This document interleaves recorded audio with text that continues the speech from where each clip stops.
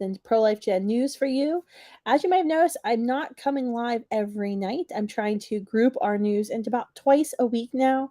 Let me know how you think about this format. This kind of produces a longer show because we have more news to go through, but it also means I don't have to come every night, like live every night in pajamas. So I think that's probably a treat for both of us. All right. I want to get started.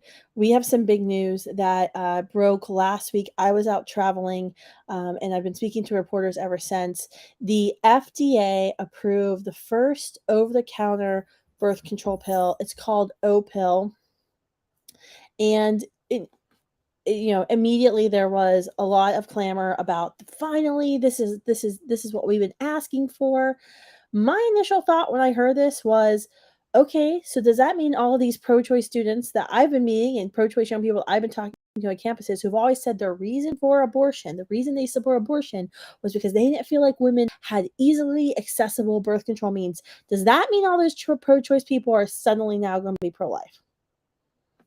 I'm still waiting. I haven't heard from anyone who said that they've changed their opinion on abortion. But there's a lot of serious things we got to talk about. This was a reckless decision by the FDA that really honestly empowers abusers. Because think about this. You can be a sex trafficker, you can be a rapist, you could be a father committing incest, and now you will be able to go into a convenience store, a drugstore, a gas station, pick up birth control pills, and continue to rape young women. And there will be no questions asked. You can't even go and get Sudafed without having to present your ID, show your age. They check to see how many doses of Sudafed you bought. If you try to go to other stores and buy Sudafed, you can't even buy Sudafed. But yet anyone now can get over-the-counter birth control.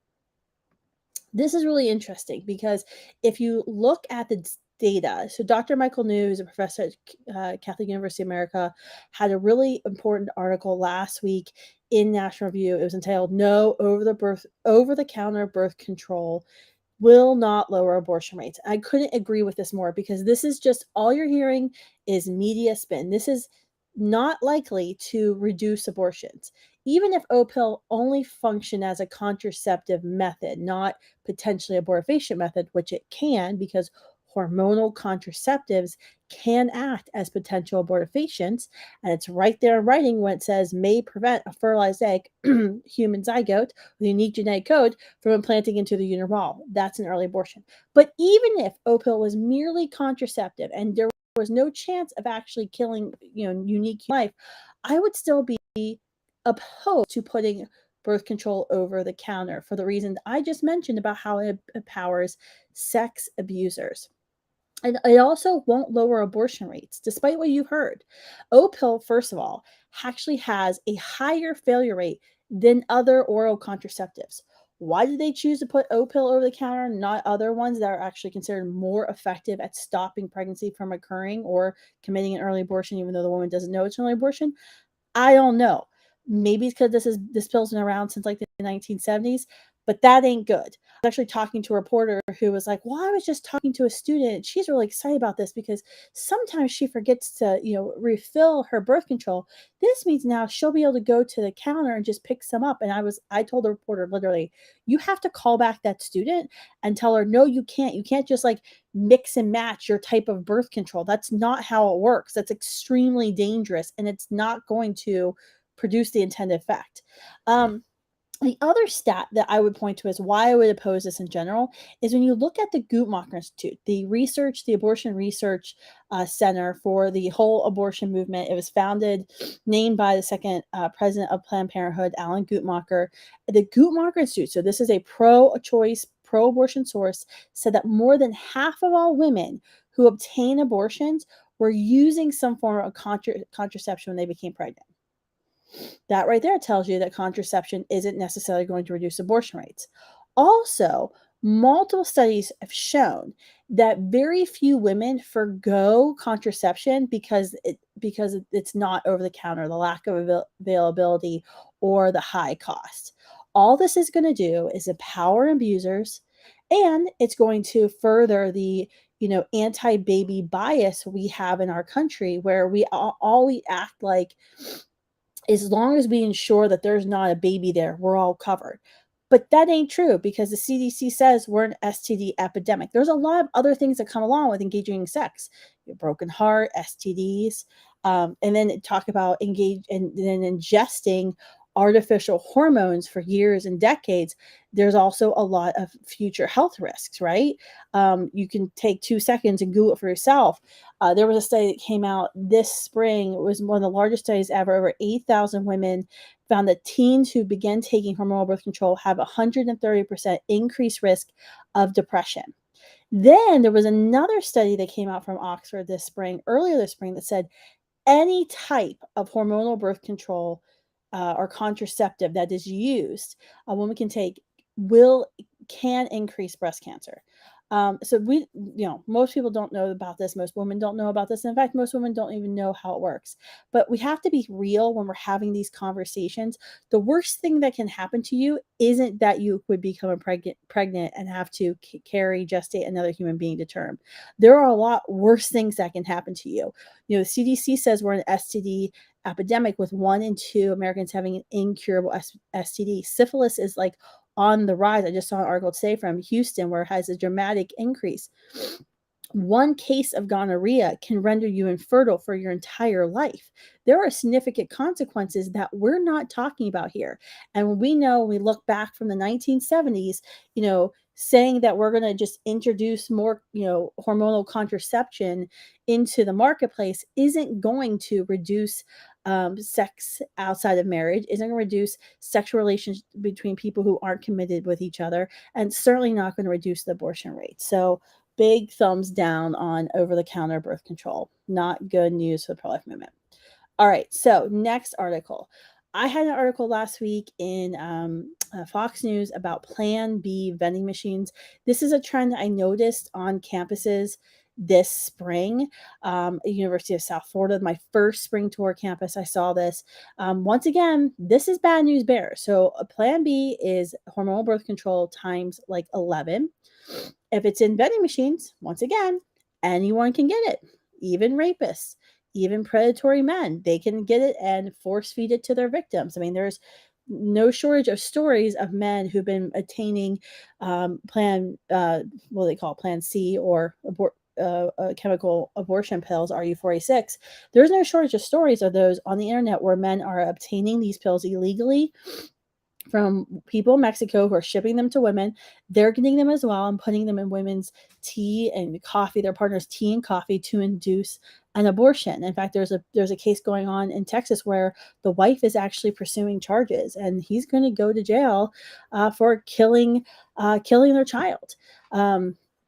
But if you would have had an abortion, no one would have said anything. But this is a big deal. And so this article that I wrote in Fox News, I made the similar points of putting these drugs in vending machines isn't protecting women's health, especially since we know that women are not supposed to take repeated doses of Plan B because it's this high-powered artificial hormone. We did an undercover investigation years ago, Students Life, where we sent in a almost 50-year-old staffer with a 15-year-old girl. This is when Plan B wasn't really counter, it was behind the pharmacy counter, and we kept asking for multiple boxes in Plan B, and the pharmacist was like, well, you can't take multiple boxes, and our staff member was like, well, I just want to be sure this baby gets taken care of, and I can't have her getting pregnant, her parents can't know, triggering, by the way, the statutory rape reporting requirements. None of the pharmacists that we went to in like 9 states actually reported that there was a potential case of sexual assault happening, of statutory rape happening. And in every location, we were able to buy as many Plan Bs as we wanted. Even though our staff member said, I'm going to give her multiple Plan Bs, and the pharmacist was like, you can't do that. And he was like, well, I'm going to do it anyway because I can be sure. And they still sold it to him. This is a problem with putting Plan B, which it can be contraceptive, meaning it can prevent egg and sperm from uniting, but it also can be abortifacient, especially because it's being taken after sex has occurred. It can, the back of the box of Plan B, I should put it up here, and you can Google image the back of Plan B box, says may prevent the implantation of a fertilized egg. Take that word fertilized egg to Google because, they all love semantics. Was a fertilized egg a unique, whole, living human being, a zygote that's never existed before and will never exist again? That is why we say Plan B can be abortifacient, just like hormonal contraceptives, and IUDs can be abortifacient. So if you don't know this, if this is news to you, read up. There's a lot out there. All right, next story. Okay, United Church of Christ passed a resolution claiming killing babies and abortion is healthcare. This is a Life News article. They actually classified pro-life laws as sexual violence. This passed overwhelmingly in their General Senate. It was called "Proclaiming Abortion as Healthcare." It 611 to 24. This I guess resolution passed United Church of Christ. So if you go to United Church of Christ church, I am very sorry to tell you, you go to a pro-abortion church. You really can't be pro-abortion and Christian, but whatever. All right, next thing. Okay, this is really interesting. So this is a story that there's a couple different articles I want to talk to you about. So this is really cool. The Gerber baby has been announced. This baby out of Colorado, super precious. I think the dad of the Gerber baby is in the military. So we're all celebrating that there's this Gerber baby whose dad is in the military. However, the U.S. military right now, the Department of Defense, has been fighting to force us, the taxpayer, to pay for abortion travel for military employees and their families. This has been an ongoing fight. You might have seen some things from Students for Life Action. Senator Tommy Tuberville has been leading the fight in the Senate to stop this from happening. Basically, what he has said is he is not going to vote, and he has a chairmanship or a position in a powerful committee in the Senate, even though the Republicans or pro-lifers are in the minority in the Senate, he's not going to vote to advance any military promotion, so like pay raises, until the military stops doing this, stops paying for military service workers to go have an abortion, to paying for their travel and their hotel and all that stuff.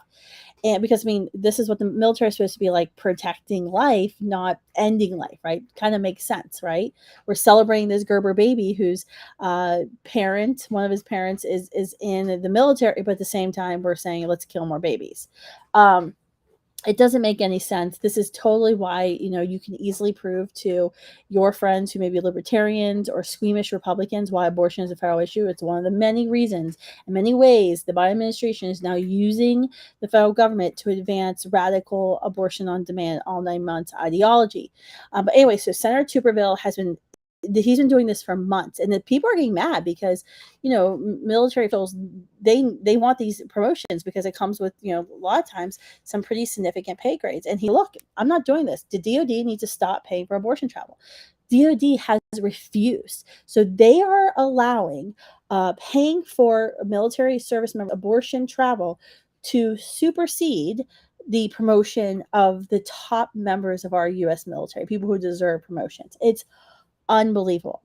There's been a ton of pressure against Tommy Tuberville. They tried to call him a racist off of something like crazy. It was a clip that was cut wrong. There's all this pressure against him because DoD is getting mad. They're freaking out.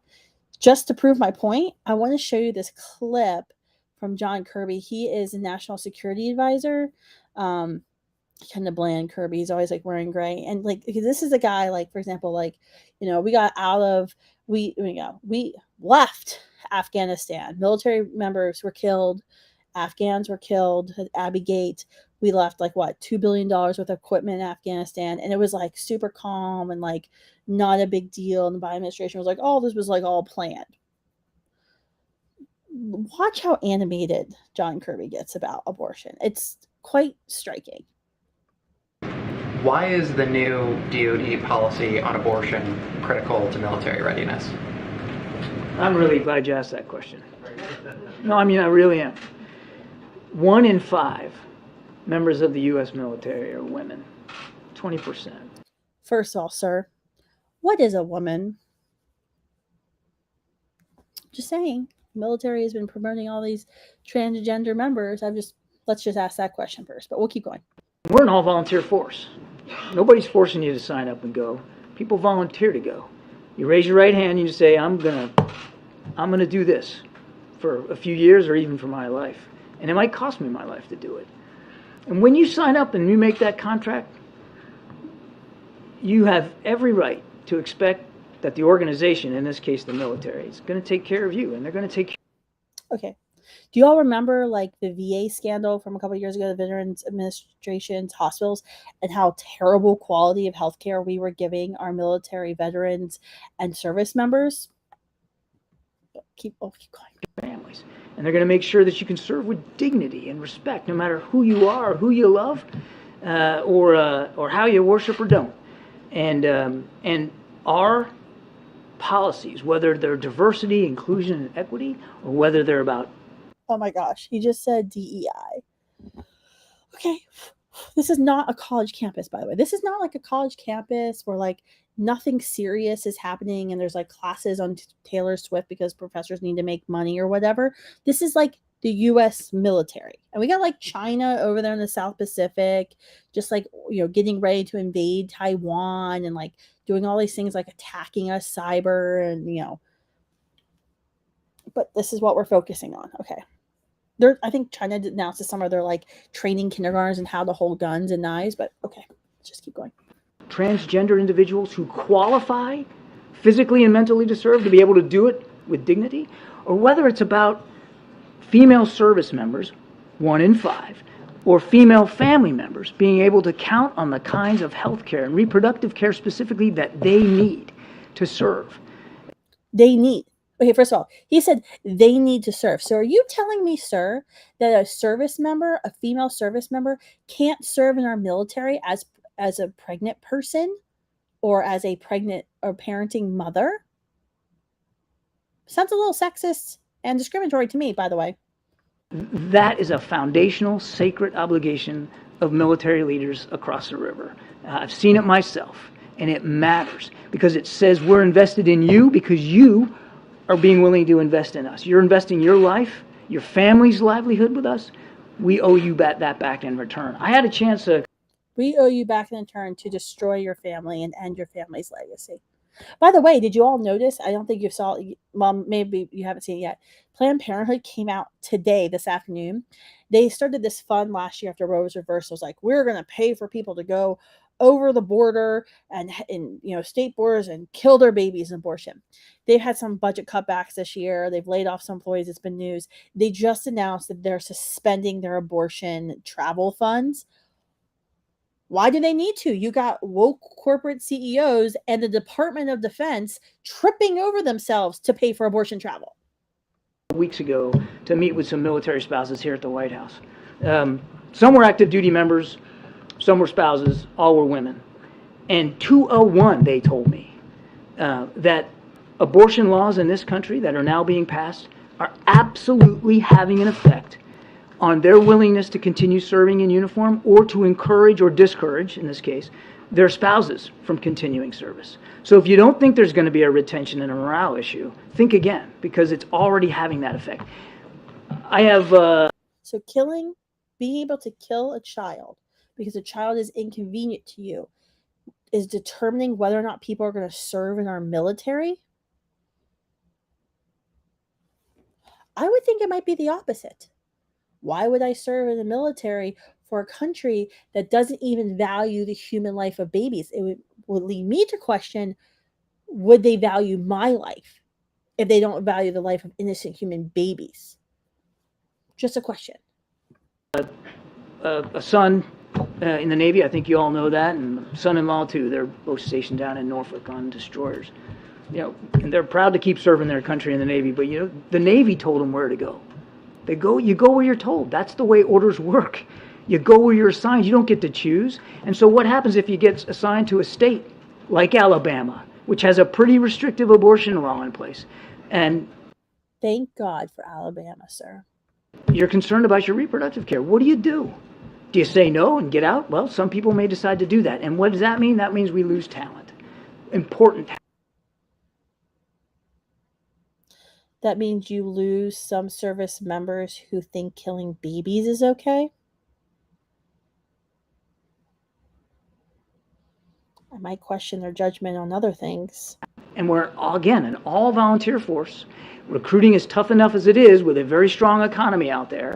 Wait a minute. Why is recruiting tough for the U.S. military? Did it have anything to do with mandatory COVID vaccinations when they dishonorably discharged all these members of the military because they wouldn't get vaccinations, which we now know weren't really that effective? And now we knew, I thought today, like the death rates of COVID were estimated to be 30% higher than they actually were. Do you think maybe that might be a problem why you have a hard time recruiting for the military? Want to keep the people that we get, and we want to make sure that they can continue to serve. So it can have an extremely significant impact on our recruiting and our retention.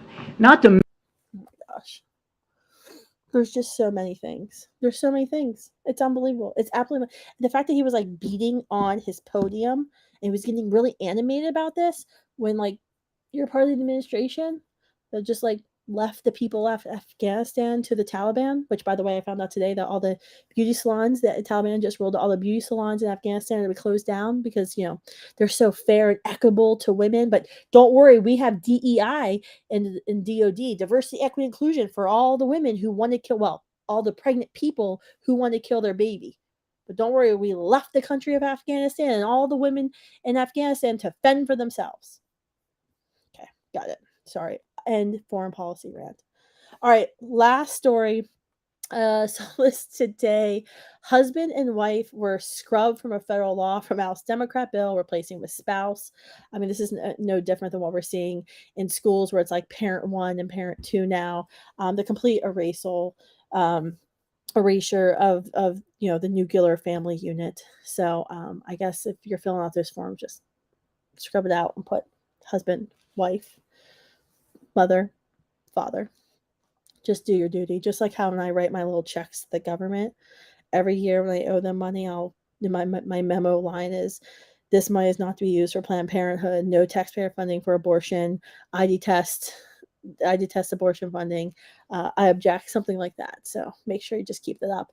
Thank you all for tuning in today. This was a live Pro-Life Gen News, and we had a lot to go through, and I will be back later this week with more news. Stay tuned. If you want more news throughout the week, make sure you are checking my Twitter feed as well as the Twitter feed of Students for Life America and Students for Life Action. We're constantly responding to articles and news that are coming out. And now with the presidential primaries heating up, there's a lot of news about abortion. It seems to be day to day.